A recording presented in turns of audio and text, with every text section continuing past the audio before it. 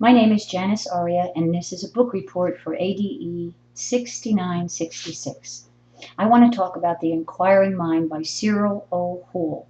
This book was published in 1961, but it was actually based on a series of lectures that Dr. Houle conducted at the University of Wisconsin-Milwaukee in 1960. It is the first in-depth study into why people want to continue their education after the compulsory phase is completed. Cyril Houle was born in 1913 in Sarasota, Florida, and he actually passed away in Sarasota 85 years later in 1998. But in that time, his amazing career established him as one of the icons in the specialized field of adult education that he actually participated in defining. And his main drive of study here is typified by a quote that he uses to begin his book. Every man who rises above the common level has received two educations, the first from his teachers, the second, more impersonal and important, from himself. And it's that second education that is at the basis of Houle's study. So his statement of questioning is, what prompts the adult to want to learn and continue his education after he has completed the formal phase? In Houle's time, and certainly now, vocational studies dominated most adult education programs. And Houle admitted that this makes sense because there's an ongoing competition in the job market. Knowledge increases at a meteoric rate, particularly in the fields of technology. And also, increasingly, organizations, companies are complete with complexity and ambiguity that prompts many adults to want to figure out what is going on. Houle's study, in his own admission, really did not meet many statistical standards. His sample was quite small. He interviewed 22 adults, 12 men, 10 women, all from a pretty homogeneous area, the local Chicago and suburban area. There was not a lot of diversity in the socioeconomical group, but he wanted to study these people because he was certainly interrogating folks who were already actively involved in continuing education. He divided his study into two parts. The first part was basically a get to know you, get people to relax so they would trust him and give him their honest answers. And this part was just a climate building, as he called it. The second part, the actual study, included 19 questions and some sub-questions. He tape recorded the answers. They went from 45 minutes to 3 hours. And the questions included questions pertaining to why do continuing learners possess characteristics different from other people? What factors led them to continuing education? What is the history of their education? How much and what kind of continuing education do they pursue? And two that were very important to him, what is their concept of themselves and how does society evaluate these people? So in this study, he came up with primarily three groups of adults. And he labeled them goal-oriented, activity-oriented, and learning-oriented. Now he also cautions that these aren't pure types. Because it involves people, it also involves inevitable overlap. But the similarities in these three groups were everybody is a continuing learner, everybody had goals, everybody basically enjoyed participation, and everybody liked to learn. The differences among these three groups dealt primarily with a matter of emphasis. So the goal-oriented group, Houle claims this is the easiest group to understand because they have to have a reason to go and continue studying, and they want to put their knowledge to good use.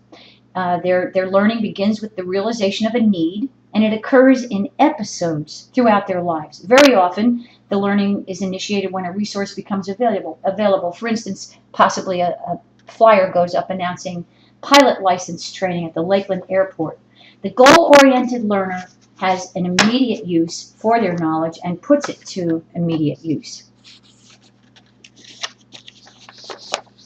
The activity-oriented learner is unique in the fact that the activity itself is really inconsequential to their participation in the training.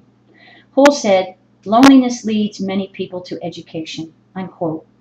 And he deciphered from his research that the socially accepted environment for learning attracts a lot of people. an end in itself. Many of these people are taking courses out of a kind of a family tradition. Their families always went after diplomas, certificates, degrees, and so on without any real concern about what the subject matter was. He also felt that these folks had a stronger personal taking stock aspect than the other groups represented. But they primarily participated for reasons other than the content that they were hoping to acquire. And the third group, the learning-oriented group, Hull felt are the folks who had the major impact on society from the beginning of time. He typifies himself as a learning-oriented person. These folks are seeking knowledge for its own sake.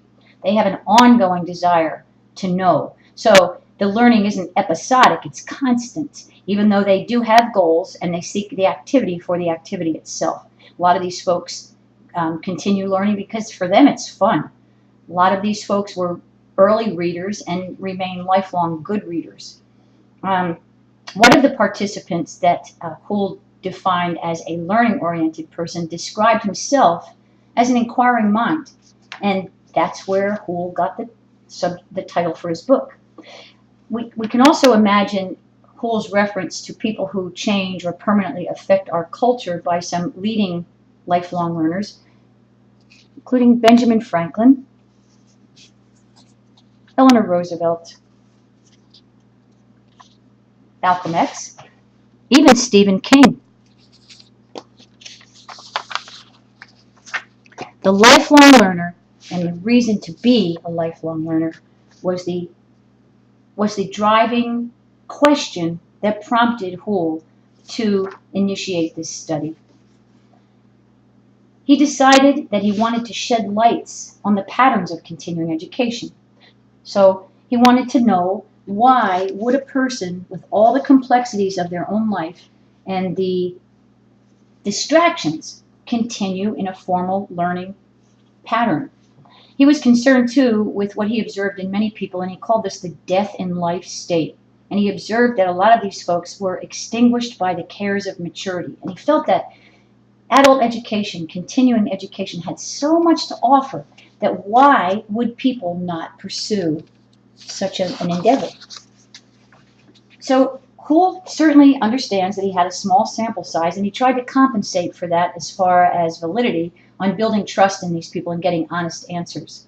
He also realized that the location was somewhat, well, certainly centralized around Chicago, and most of these folks were from lower, middle, and upper middle class. But he wanted adult education to be made available to all people. He tried to control the reliability of his study by analyzing the data with a focus on the patterns that emerged. And he also did a pretest and compared the pretest to the final outcomes to establish some sort of consistency. He admits that as a social scientist, there's a possibility that he could be emotionally biased. And to make this reliable and valid, he wanted the study to focus on the patterns that emerged from the data. He monitored the validity in constructing useful and appropriate questions on the questionnaire. So all the words in part 1 and all the questions in part 2 he had examined by specialists in instrument construction in adult education. And then both parts 1 and parts 2 were reviewed and tweaked by students in his graduate seminars to establish firm reliability in a socially scientific formatted area. Cyril Hull's passion jumps off the pages in this short book. It would be hard to think of any adult so content with a semi-vegetative routine of eating, working, sleeping, and staring at the basilisk eye of television that he does not sometimes wonder and act as a result of that wonderment.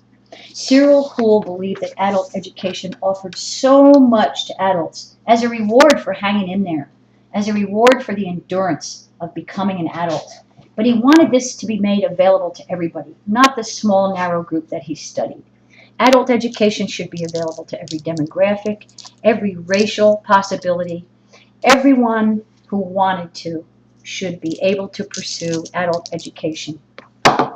This is a very slim and unassuming volume, but I think when you read this book, you'll be struck by its brevity, you'll be struck by its sincerity, and you can't help but be struck by the power in his pages. It's amazing that 50 years later, we still use this book as a beginning to understand why adults want to pursue continuing education.